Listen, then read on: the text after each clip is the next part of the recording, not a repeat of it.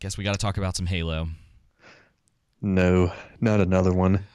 Well, but they are who we thought they were, and we let them off the hook. But we're not letting them off the hook this time. We are not. Do you want to get into this, or you want me to? I'll read it. You I'll read the intro, and then you can talk about it, and we'll talk. We got 2 Halo stories, so yes. All right. Halo TV series to completely change Master Chief's character. Focus on Quan Ah for human perspective. Which means they're reimagining Halo, which also means it's going to be nothing like Halo, which also means they're dumb. David, how easy would it? Think about it. Does Halo, generally speaking, right? If you were talking about the demographics, right? Halo's for everyone, obviously. Doesn't matter who you are, what religion, creed, gender, whatever you want to say, right? Who your favorite NFL team is. Doesn't matter. It's for everyone.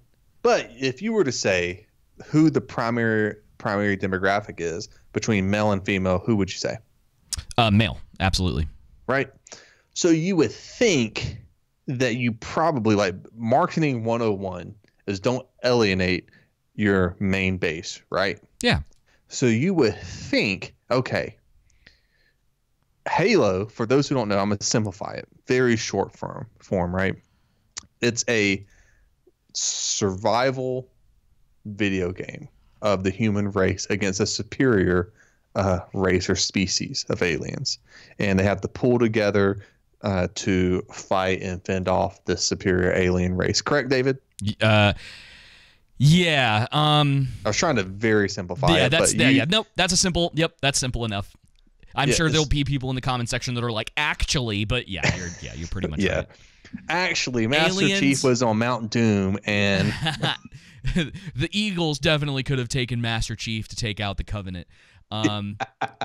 It's absolutely like aliens. Giant green man shoots aliens. There is a story. They've written a lot of books as well that have kind of filled in gaps. Yeah. And so basically it's humans. I think in our previous episode when we addressed this, right, when it looked like it was going to be a bait and switch, I had stated specifically, David, this seems like an easy show to just kind of, regardless of, instead of inserting politics into, hey, the entire human race needs to align together to defeat this existential threat of aliens, right? Mm-hmm. To where you can stick to the main core of Halo. Whereas now they've pulled a Star Trek because apparently they learned the horrible failure Star Trek is, and they wanted to repeat that with Halo, and they wanted to learn a $90 million lesson. I hope it's not that bad. We know it's getting some not great reviews from the critics right now, which doesn't necessarily mean a whole lot. I've heard people I've heard that from RK Outpost and other people talk about it too, that it's not that good, and Chris Gore as well. Oh man. Yep. Well, we'll find out in a couple days. Yes, we will. And so essentially what they're doing is Master Chief is not going to be the main character of the show Halo, which he is in the video games. Right. And so again, it goes back to easy man shoots and kills aliens. That's what your demographic wants to see. You've already built up a fan base and things like that. But when they change things to, we want to refocus the series for a modernized audience or for a human perspective, these are code words of, we don't care about the fans. We just want to, kind of the same criticisms we've used for the Rings of Power. We just want to have the paintings, right? The trimmings of Halo, but it's not actually Halo.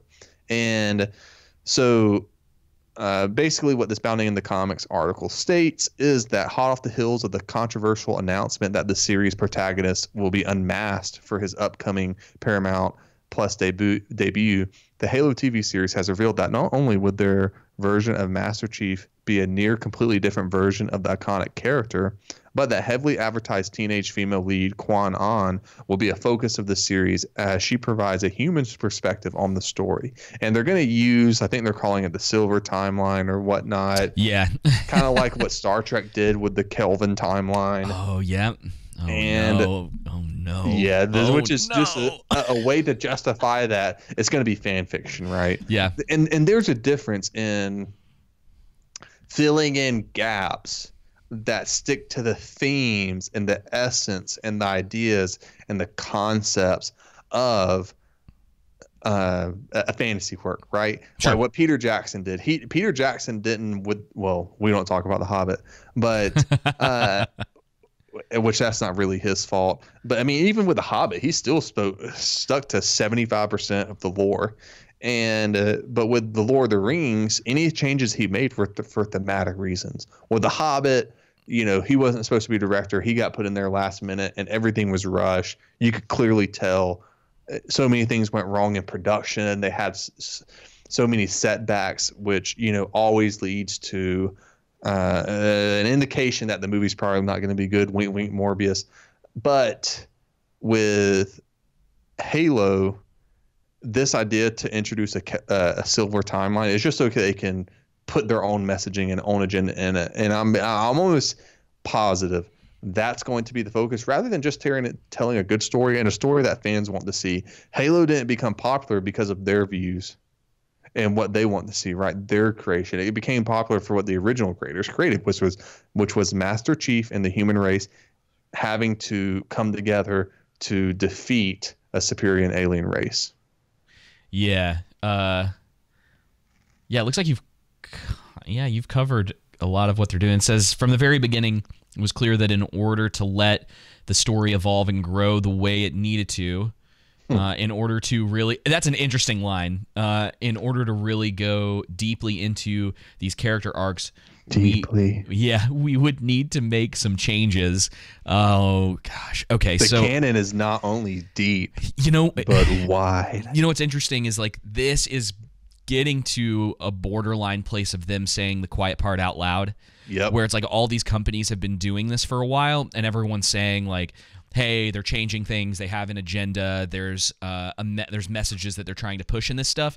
And now they're doing these interviews, and they're like, in order to tell the story correctly, we needed to change some things. And it's like, yep. David, what does this sound like?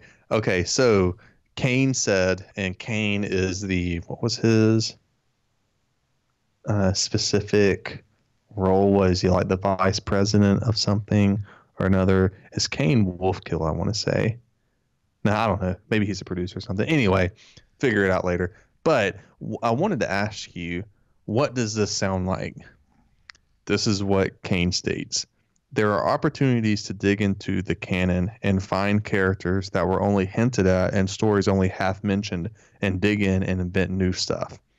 I know what it sounds like to me about a recent show we've been covering. Yeah, well, it sounds like they found a small detail of something that fits within the perspective of what they want to make with the show. And it's really, okay, so this is the thing that's really interesting, right? So this is on a different timeline. Mm-hmm. And they're also still trying to use lore from the original timeline. Which doesn't make any sense. No, it's a cover. I mean, I think and this is the showrunner, by the way, Stephen Kane. Okay. By the way, it seems like it's a cover for them to essentially just have license to put Master Chief, Spartans, and all the things that we know from Halo into a show that's essentially going to be like Halo Star Trek, new Halo or new Star Trek Halo.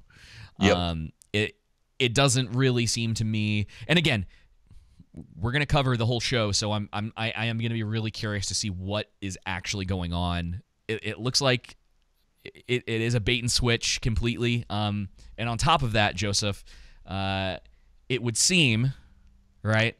Don't tell me. Don't tell me they're going to make the mistake. It says, Halo star Pablo Schreiber says, showing Master Chief's face was always a necessary thing to get the audience comfortable with going on his journey. This is also from Bounding into Comics.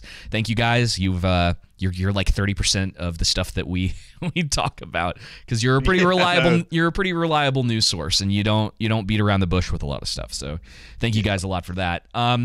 It says, according to Pablo Schreiber, who's going to be Master Chief, they are taking the helmet off. It says the production team's decision to have his portrayal of iconic series lead Master Chief regularly appear without his helmet was made out of a belief that such a reveal was always a necessary thing.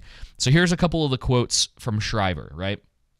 Mm-hmm. It says, speaking with Slash Film on the topic, it says, I always knew that the helmet coming off was going to be a part of the show, because just quite frankly, it's the only way to tell this story in long-form television format. So let's start. We can start with that. You know what it sounds like quote to me? First off, it sounds like someone's a narcissist, that they have to have their face out there. Yeah. Well, it's that.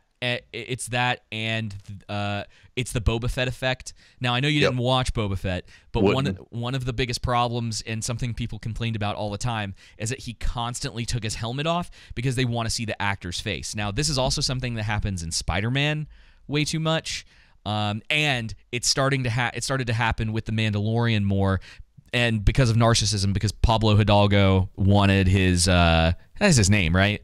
Yeah, I think so. That played the Mandalorian. He wanted his face on screen more often. So this guy, whose literal religion is like, you can't take this helmet off, just starts doing it kind of on a whim. And it's also annoying, because what this says to me is that the writing team is not creative enough, and they're not confident enough in themselves to be able to create a story where a character has a helmet on the entire time.